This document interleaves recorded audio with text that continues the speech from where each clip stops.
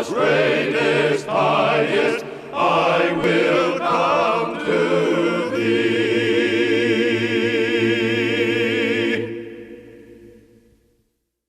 Who could ever forget the great showdown between Elijah and the prophets of Baal to prove who the real God was? Of course, we know how the story goes. The prophets of Baal fell miserably all day long. But as soon as Elijah called out to God, he answered, and Elijah killed all these false prophets that day.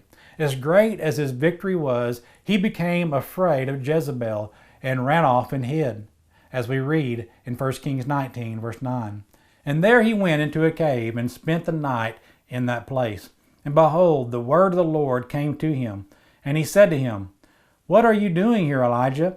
So he said, "I have been very zealous for the Lord God of hosts, for the children of Israel have forsaken your covenant, torn down your altars, and killed your prophets with the sword. I alone am left, and they seek to take my life." Then he said, "Go out and stand on the mountain before the Lord." And behold, the Lord passed by, and a great and strong wind tore into the mountains and broke the rocks into pieces before the Lord. But the Lord was not in the wind. And after the wind, an earthquake, but the Lord was not in the earthquake. And after the earthquake, a fire, but the Lord was not in the fire. And after the fire, a still small voice. So it was when Elijah heard it, that he wrapped his face in his mantle and went out and stood in the entrance of the cave. Suddenly a voice came to him and said, "What are you doing here, Elijah?"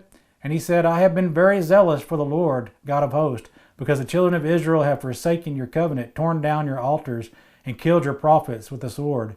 I alone am left, and they seek to take my life." Then the Lord said to him, "Go, return on your way to the wilderness of Damascus, and when you arrive, anoint Hazael as king over Syria. Also you shall anoint Jehu the son of Nimshi as king over Israel. And Elisha the son of Shaphat of Abel Meholah you shall anoint as prophet in your place. It shall be that whoever escapes the sword of Hazael, Jehu will kill, and whoever escapes the sword of Jehu, Elisha will kill. Yet I have reserved 7,000 in Israel, all whose knee have not bowed to Baal, and every mouth that has not kissed him."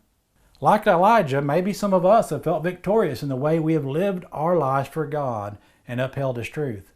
But some of us may be like Elijah in the sense that we have become scared of our laws that our government have passed, especially the recent law on gay marriage. Some of us are going to run and hide from the issue, or maybe some of us will be like the majority who bowed down to King Nebuchadnezzar's idol that he made in the Old Testament.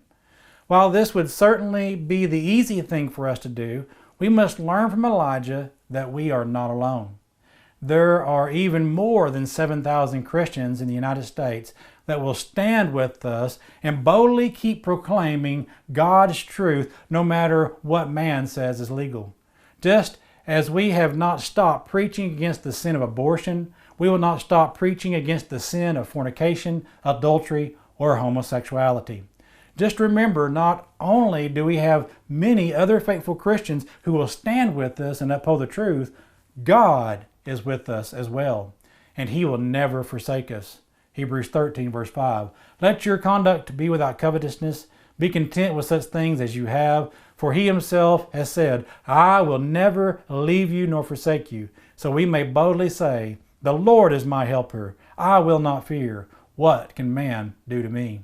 So never give up fighting the good fight of faith, because God's way is the only way.